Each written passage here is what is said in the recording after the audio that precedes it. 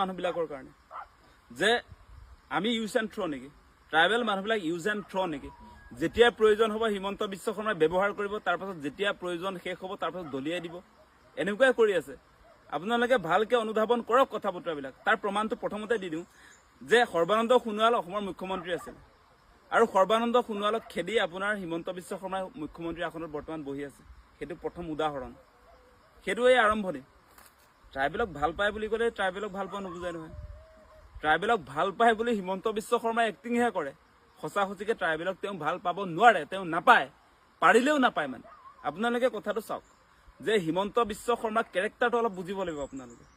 যে হিমন্ত বিশ্ব শৰ্মাৰ ক্ষেত্ৰত যদি আপোনালোকে চাই, মই উদাহৰণ এটা এটাকে দি দিম আপোনালোকক, যে 21ৰ নিৰ্বাচনৰ ক্ষেত্ৰত যদি আপোনালোকে চাই, মুখ্যমন্ত্ৰীৰ কেণ্ডিডেট সৰ্বানন্দ সোণোৱাল আছিলে।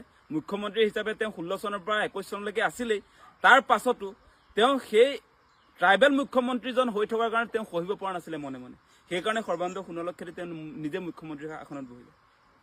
সৰ্বানন্দ সোণোৱালক খেদি তেওঁ নিজে মুখ্যমন্ত্ৰীৰ আসনত বহিলে নাই, সেই কথাটো কওক আপোনালোকে।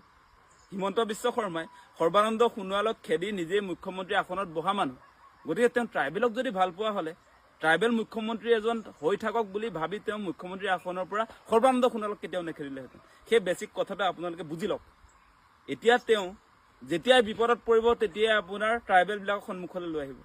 এতিয়া আপোনালোকে নিশ্চয় দেখা পাইছে এইকেইদিন যে 26ত যে নিৰ্বাচন আছে, এতিয়া ব্যৱহাৰৰ সময় আহি গ'ল। এতিয়া ট্ৰাইবেল মানুহবিলাকক ইউজ কৰিব লাগে।